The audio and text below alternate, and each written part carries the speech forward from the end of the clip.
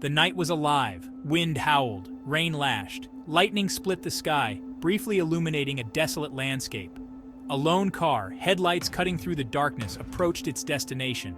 A mansion perched atop a hill, shrouded in shadow and secrets. Inside the car, the Reynolds family, Thomas, Claire, and their daughter Lily, braced themselves. Thomas, are you sure about this place? Just a few nights, Claire. We'll clean up, sell it. Get inside before the storm gets worse. But even he couldn't ignore the chill that ran down his spine as he looked at the mansion, its windows like vacant eyes.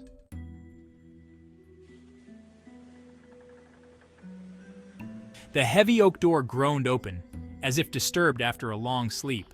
Dust motes danced in the faint light from the car's headlights, revealing a cavernous hall. Cobwebs clung to every surface, and the air hung heavy with the scent of decay and something else. Each footstep echoed through the silence, amplifying the family's unease. It's like something out of one of those ghost stories. Let's just get the lights on. But the main circuit breaker was ancient, its levers crusted with rust. The mansion remained stubbornly shrouded in darkness, as if determined to keep its secrets hidden. The weight of the mansion, its unseen history, pressed down on them. This wasn't just a house, it was a tomb holding forgotten memories.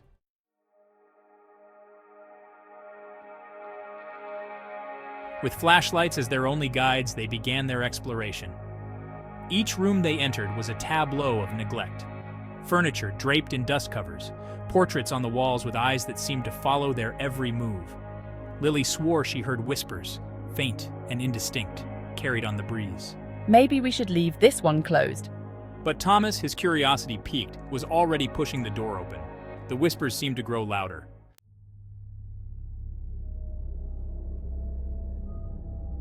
The staircase descended into a suffocating blackness. The air grew colder, heavy with the scent of damp earth and something else, something ancient and unsettling. Be careful, Lily. She clutched Thomas's arm, her knuckles white in the pale glow of the flashlight. Thomas, though outwardly calm, felt a prickle of unease. He couldn't shake the feeling that something was watching them from the shadows, its presence growing stronger with each step they took deeper into the belly of the house. The air grew thick with the weight of unseen history, the silence broken only by their hesitant breaths and the rhythmic drip of water from unseen cracks. This was a place untouched by time, a sanctuary for secrets best left buried.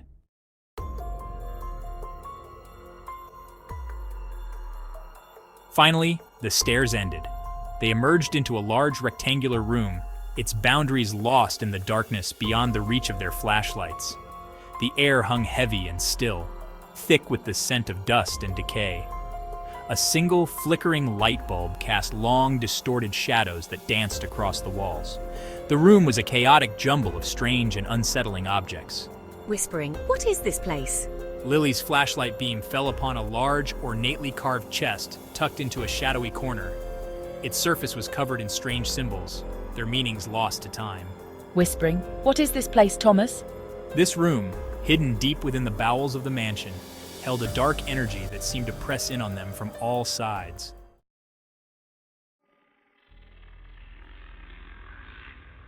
In the center of the room, a large table stood bathed in the dim light of the single bulb, and on that table, resting on a faded velvet cloth, lay a book. It was bound in dark leather, its cover devoid of any markings or adornments. Yet it seemed to draw the eye to pulse with a strange, almost hypnotic energy. Hissing, don't touch it, Lily. But it was too late. Lily's fingers brushed against the book's cover, and a jolt of energy surged through her, throwing her back against the table. The single light bulb overhead flickered and died, plunging the room into absolute darkness. A collective gasp escaped the family as the shadows around them seemed to writhe and twist, taking on menacing shapes in the darkness. Who dares disturb my slumber?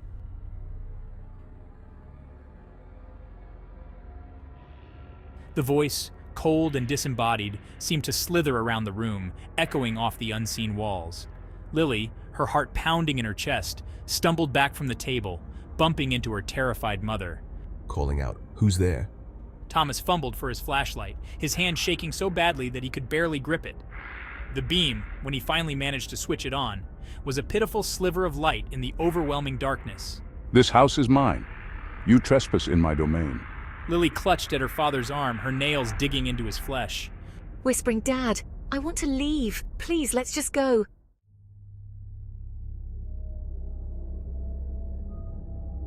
As if in answer to Lily's plea, the shadows began to move. They writhed and twisted, coalescing into grotesque shapes that danced at the edge of the flashlight beams. Lily thought she could see faces within the darkness, eyes gleaming with malice.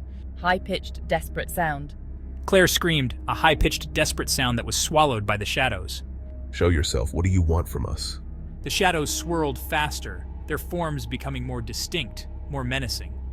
Lily closed her eyes, burying her face in her father's chest, but she couldn't shut out the sounds of their unseen tormentors.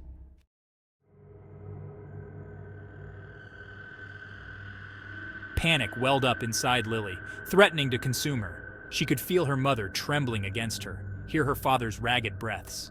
Suddenly, a flash of lightning illuminated the room, momentarily banishing the shadows. And in that brief, blinding flash, Lily saw it, the book. It lay open on the table, its pages turning rapidly as if caught in a sudden wind. Lily instinctively reached out and caught the page. As her fingers brushed against the brittle parchment, a surge of energy pulsed through her, and a voice whispered in her mind, clear and cold. The book holds the key to your escape and your doom. The darkness receded, and Lily found herself staring down at the page in her hand. They spoke of a curse, of a family bound to the house, of a sacrifice that must be made to appease the spirits within.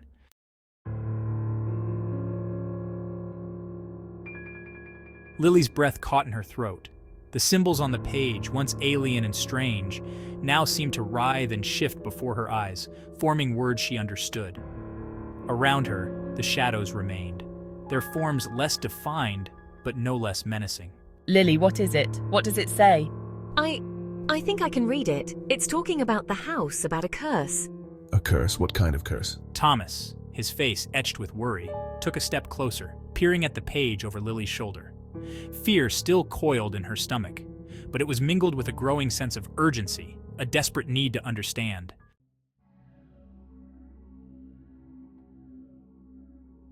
It says that the family who lived here, they made a deal with something dark.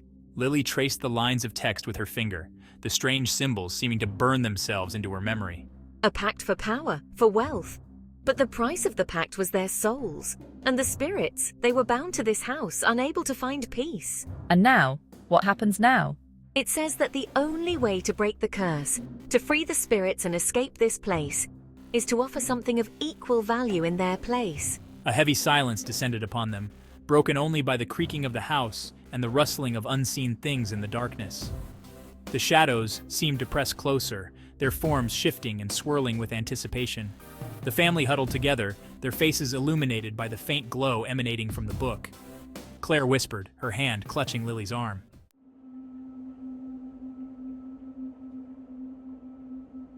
Something of equal value. But what could that possibly be? Thomas drew a shaky breath, his gaze fixed on the ancient text. Lily's blood ran cold as a chilling realization washed over her. The answer was right there in the text, hidden in plain sight. The pact demanded a soul, a life for a life. Her gaze darted to her parents, their faces pale and drawn in the flickering light. Panic welled up inside her, threatening to spill over. She couldn't let them sacrifice themselves, couldn't bear the thought of losing them to this cursed place. But what choice did they have? As her gaze swept across the room, her eyes fell upon an object that sent a shiver down her spine. It was her grandmother's locket, the one she always wore in old photographs. A terrifying plan began to form in Lily's mind, a desperate gamble that just might be their only hope of escape.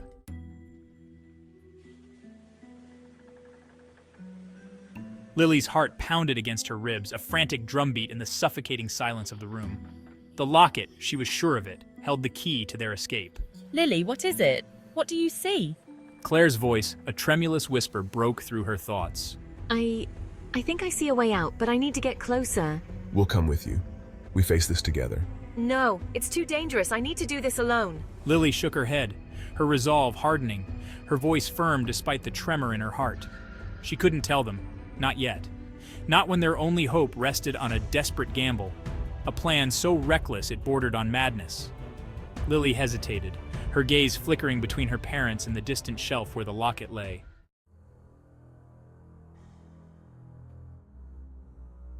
Before her parents could protest, Lily slipped from their grasp, melting into the shadows that clung to the edges of the room. The darkness welcomed her, its cold embrace a strange comfort in the face of the unknown terrors that surrounded her. She moved slowly, cautiously, each step a calculated risk as she navigated the labyrinthine maze of unseen objects and shifting shadows. The air grew colder as she approached the far wall, the scent of decay intensifying, mingling with a faint metallic tang that sent a shiver down her spine. The whispering ever-present seemed to intensify as she neared the shelf. But Lily pressed on, her gaze fixed on the silver gleam of the locket, a beacon of hope in the oppressive darkness. Finally, her outstretched hand met the cold, rough surface of the shelf. Her fingers danced along the dusty wood, searching for the familiar shape of her grandmother's locket.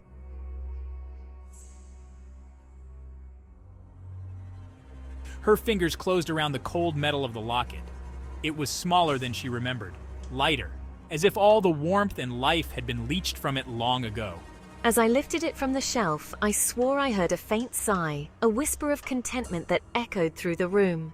But the sigh was quickly drowned out by a sound that sent a jolt of pure terror through her entire being. A low rumble, deep within the bowels of the house, like the awakening of some ancient slumbering beast. The floor beneath her feet vibrated with a sudden, intense energy.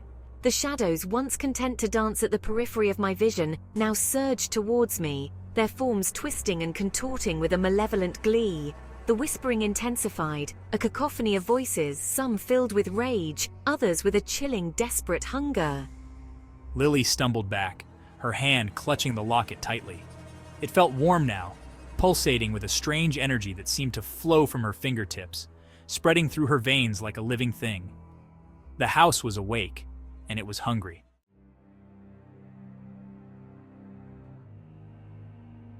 Lily didn't hesitate.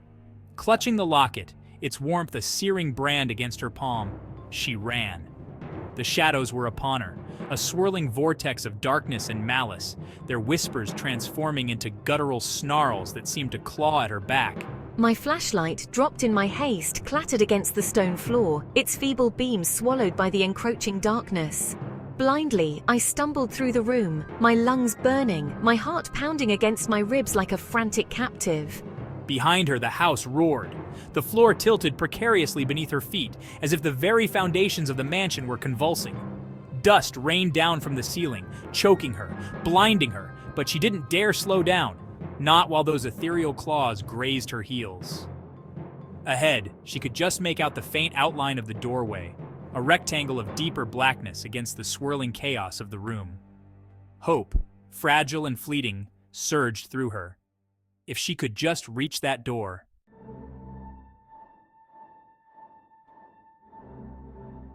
Lily lunged, throwing herself towards the doorway with every ounce of strength she could muster. Her shoulders slammed against the heavy wood, pain exploding through her arm, but the door yielded with a groan, and she tumbled through the opening, landing hard on the cold stone floor of the hallway beyond.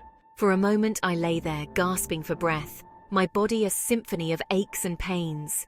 The locket still clutched tightly in my hand, pulsed with a faint, rhythmic glow. But the shadows, the whispers, the terrifying presence that had pursued her so relentlessly were gone. Silence descended upon her, heavy and absolute, broken only by the panicked thumping of her own heart. It was a silence that thrummed with a strange energy, a pregnant pause in the heart of the storm. Slowly, painfully, I pushed myself to my feet. My legs trembled beneath me, but I forced myself to stand, to confront the darkness that lay ahead. The hallway stretched before me, a seemingly endless tunnel illuminated only by the faint, ethereal glow emanating from the locket in my hand.